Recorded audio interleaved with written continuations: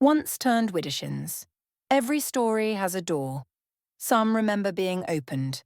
Chapter 1. The Archway. Dr. Vera Ashcombe did not believe in portals. Not truly. Not when tenure committees were full of skeptics. Not when grant reviewers demanded measurable outcomes and peer-reviewed citations. Yet, every morning as she drove the winding frost-nipped lanes toward Morningshade University, she passed a thing that tugged at the threadbare edge of her reason. A stone archway, alone in the centre of a sheep-dotted field, framed by tangled yarrow and gorse. It rose from the soil like a question left unanswered, crumbling and ancient, not part of any known ruin or registry. No sign, no path, just stone, worn smooth by wind and time, crowned with ivy and shadow. She slowed each time, at first out of idle curiosity, then with a hunger she would not name. Vera had made her name in the study of Celtic liminality, the spaces between, the places where myth touches mud. She lectured on fey crossings, wrote about the significance of doorways in pre-Christian belief systems, and warned students to beware romanticizing the unseen. Her office was orderly, her suits tailored. Her belief in folklore was, at least publicly, metaphorical.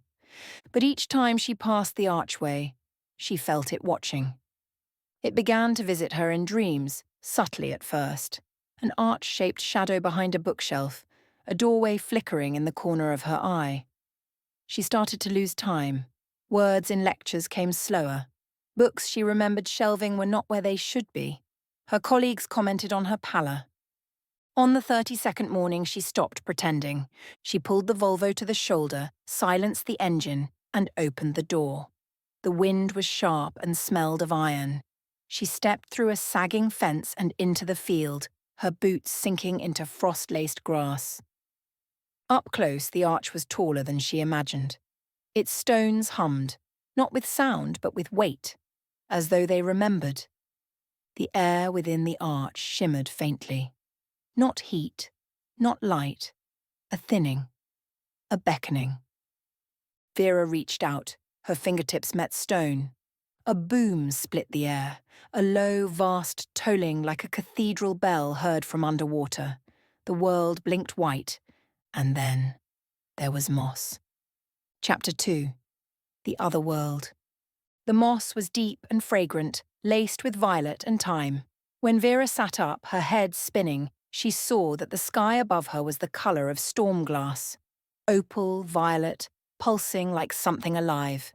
The field was gone, the fence, the road. Even the birdsong had changed. The trees were wrong, taller than oaks should be, silver-barked and heavy with blue leaves. The wind whispered in a tongue she didn't know but almost recognised. A stag watched her from the ridge. Its antlers were wrapped in ribbons that fluttered though there was no breeze. She stood slowly. Her body felt distant, her breath hung in the air too long.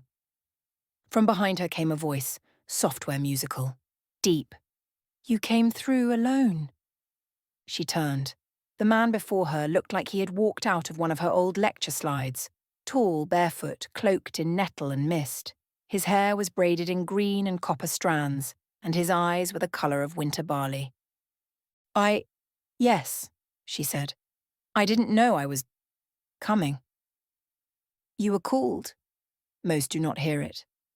Vera glanced back at the archway. It was still there but changed. Its keystone glowed faintly. The shimmer had become a window showing only stone beyond. Where am I? This is one of the between places. Some call it the other world, some the hidden veil.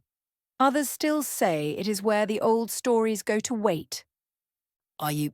She hesitated. Faye? He tilted his head. What do your books say? That your kind doesn't answer questions directly. He smiled. I am called Kaelin. I keep oaths and bindings. I watch the roads that no longer lead anywhere. Vera nodded, trying not to tremble. I am Dr. Vera Ashcombe, Professor of Folklore. Then you know you're in danger. He reached out, not to touch her, but to gesture toward the horizon. Beyond the silver trees, the sky cracked in 3 places. Light spilled through, not golden but red. "You've stepped into a story," he said, "and stories are things that want endings." To be continued in the next video. Like and